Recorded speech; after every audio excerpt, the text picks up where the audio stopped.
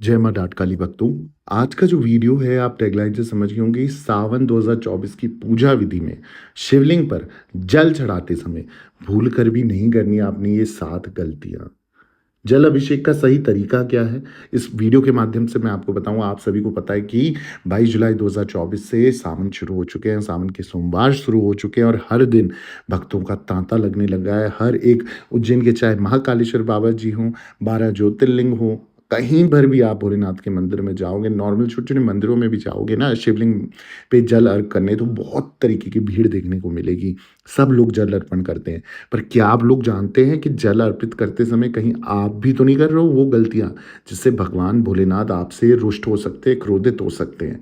तो आज मैं आपको वो सही विधि बताऊंगा और वो गलतियां बताऊंगा जो आपको कतई भी नहीं करनी चाहिए शिवलिंग पर जल अर्पण करते हुए, यानी कि जिसे हम जलाभिषेक कहते हैं। क्योंकि आषाढ़ महीने की पूर्णिमा तिथि समाप्त होने के बाद श्रवण का महीना शुरू हो जाता है। सावन का महीना शिव का महीना कहलाता है। इस बार सावन का महीना जो है वो 29 दिनों के लिए रहने वाला है। सावन के जो भी सर्वार्थ सिद्धि योग हैं, प्रीति योग हैं और आयुष्मान योग के साथ कई राजयोग का निर्माण भी हो रहा है।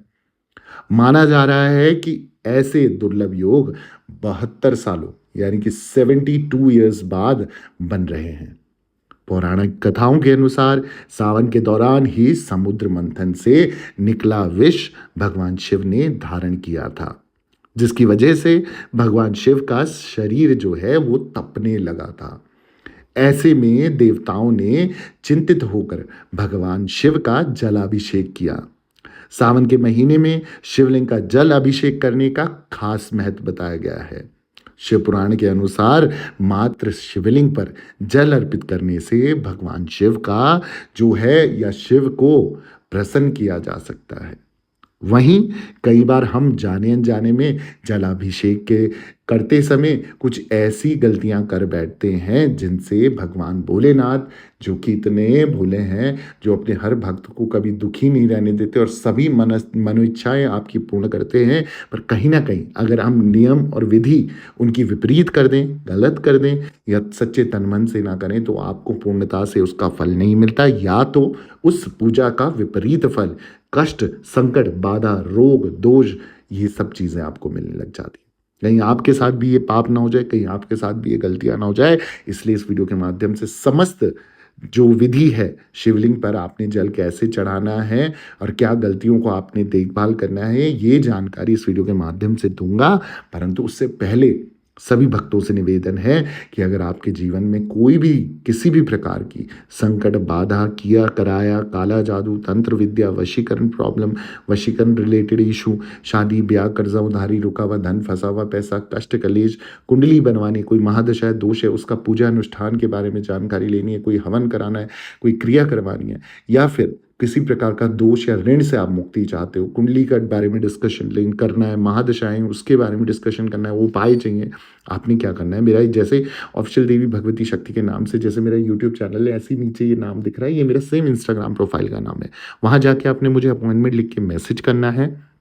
मैसेज लिखने के बाद आपने मुझसे संपर्क करना है, अपॉइंटमेंट लिख के एक छोटी सी अमाउंट पे करने के बाद आप ऑनलाइन आप मेरे से टाइम लीजिए, इंस्टाग्राम के माध्यम से बात कीजिए, ऑडियो कॉल पे बात कीजिए, जो भी प्रॉब्लम होगा 100% सॉल्यूशन के साथ आपको समाधान दिया जाएगा। अब जल्दी से वीडियो पे आते हैं। वीडियो में अगर बात करूं कि भगवान शिव को जल अर्पण कैसे करना है, जल का अभिषेक कैसे करना है, वो सबसे पहली चीज हम डिस्कस कर लेते हैं कि भगवान शिव को जल चढ़ाने के लिए तांबे, चांदी या कांच का लोटा ही आपने प्रयोग में लाना है। ठीक है, ध्यान रखिए, तांबे का लोटा, चांदी का लोटा या कांच का लोटा। अब कई लोग बोलेंगे इसमें कमेंट भी कर सकते, कांच का लोटा कौन सा होता है, तो कांच का लोटा अगर नहीं मिले तो आप चांदी का ले सकते हैं। चांदी का अब हर कोई चांदी अफोर्ड नहीं कर सकता, क्योंकि एकदम से धड़ाधड़ कमेंट में आएंगे, गुरु जी आप तो महंगे उपाय बता रहे हो, ये सब तो हम इस तरीके से कर नहीं सकते। तो उन सभी के लिए निवेदन है कि तांबे का लोटे का प्रयोग करें, जो कि हर मंदिर में आप जब भी जलाभिषेक ले जाओगे ना, वहाँ तांबे का लोटा आपको आसानी से मिल जाता है। ठीक है, दूसरी चीज जो ध्यान रखने वाली है, शिवलिंग पर जलाभिषेक हमेशा उत्तर की दिशा में करना चाहिए। यानी कि उत्तर की दिशा शिव जी का बायां अंग माना जाती है। ठीक है? तो जो पार्वती माता को समर्पित कहा गया है। तो जब भी आप जल अर्घ दें, तो उत्तर की दिशा की तरफ मुख कर कर आपने जल अर्घ करना है। ऐसा करने से माँ पार्वती का आशीर्वाद भी आपको संग मिलता है। जिसका मंगल भारी है, तो मंगल दोष से भी आपको मुक्ति मिलती है और मंगल रिलेटेड प्रॉब्लम भी आपकी सॉल्व होने लग जाती है। सबसे पहले शिवलिंग के जलाधारी के दिशा में जल चढ़ाना चाहिए। सबसे पहले, अब मैं दोबारा दोबारा रिपीट इसलिए कर रहा हूँ ताकि आप क्लियर हो जाए कि इस क्या आपके लिए सही है और क्या गलत है। तो सबसे पहले जब शिवलिंग पर आप जल चढ़ाएं, तो जलाधारी की जो दिशा है ना, वहां जल चढ़ाना चाहिए। जल जहाँ पर गणेश जी का वास माना जाता है, तो जब भी आप शिवलिंग पर जल चढ़ाएं, तो गणेश जी का ध्यान सर्वप्रथम अवश्य करें। आपको पता है, आपने सनातन धर्म में शास्त्रों में कई बार सुना होगा कि सबसे पहले भगवान भोलेनाथ ने यही आशीर्वाद दिया है कि मेरी पूजा से सबसे पहले भगवान गणेश जी का नाम लिया जाएगा। तो विघ्नहर्ता गणपति बप्पा का नाम लेना अति आवश्यक है पूजा में सबसे पहले शुरुआत करने से। ठीक है? अगली जो चीज़ है, अब शिवलिंग के जलाधारी के दाएं दिशा में जल चढ़ाएं, जो भगवान कार्तिकेय की जगह मानी गई है। तो आप सभी को पता है कि भगवान गणेश के साथ साथ किनका पूजन उनके साथ अनिवार्य होता है? भगवान कार्तिकेय का। तो जब कार्तिकेय का आप पूजन करेंगे, तो दाएं दिशा में आपने जल चढ़ाना है, ताकि वो भगवान कार्तिकेय को समर्पित हो सके। उसके बाद शिवलिंग के जलाधारी के बीचों बीच जल चढ़ाना चाहिए। शिवलिंग के जलाधारी जो है, जहाँ से जल की धारा गिर रही है, वहाँ बीचों बीच जल चढ़ाना चाहिए, जो भोलेनाथ की पुत्री अशोक सुंदरी को समर्पित है, उनका स्थान माना गया है। ऐसा करने से जब आप विधि-विधान से जल अर्घ दोगे ना, तो आपकी जो प्रार्थना है पूर्ण, भगवान भोलेनाथ का पूरा परिवार आपकी प्रार्थना को सुनेगा और जिस प्रकार की भी समस्या आप लेके उनके पास जाओगे सावन के व्रतों में या सोमवारों में या किसी भी अनुष्ठानों में, देखना भगवान भोलेनाथ का पूरा परिवार आपकी मन इच्छा ज़रूर पूर्ण करेगा। अब जब आप उनकी पुत्री अशोक सुंदरी को भी जल अर्पण कर लेते हो, अब शिवलिंग के चारों ओर जल चढ़ाना है आपने। चारों ओर जल चढ़ाने के बाद जो माता पार्वती की जगह मानी जाती है, तो आपने चारों ओर जल चढ़ाना है और आखिर में शिवलिंग के ऊपरी भाग में आपने जल चढ़ाना है। तो ये जो विधि है, जो स्टेप बाय स्टेप आप फॉलो करोगे ना, तो आपका जल अभिषेक वो स्वीकार करेंगे, अति प्रसन्न होकर आपको आशीर्वाद देंगे। जो शीघ्र से अगर आप लोग आशीर्वाद पाना चाहते हो, तो इस विधि से अगर आप जल अर्पण करोगे, मैं आपको 100% गारंटी दे रहा हूँ, भगवान भोलेनाथ आपकी जल्दी से जल्दी प्रार्थना सुन लेंगे। अब सावन के समय पे कहते हैं कि भई कितने लोटे जल चढ़ाना चाहिए या कुछ भी श्रद्धा भक्ति के अनुसार। तो हर सोमवार, जैसे 5 सोमवार पड़ रहे हैं ना अभी सावन के, तो हर सोमवार को आपने क्या करना है, जो तांबे के लोटे में जल लोगे कलश में, उसमें आपने कम से कम 2 लोटा जल ज़रूर चढ़ाना है। आप 2 लोटा जल चढ़ाएँ सावन के सोमवारों में, जो भी इच्छा लेकर आप उनसे प्रार्थना करेंगे, अपना नाम, अपना गोत्र अवश्य बोलिए। जो भी इच्छा बोलेंगे, प्रार्थना करेंगे, वो प्रार्थना आप कीजिए।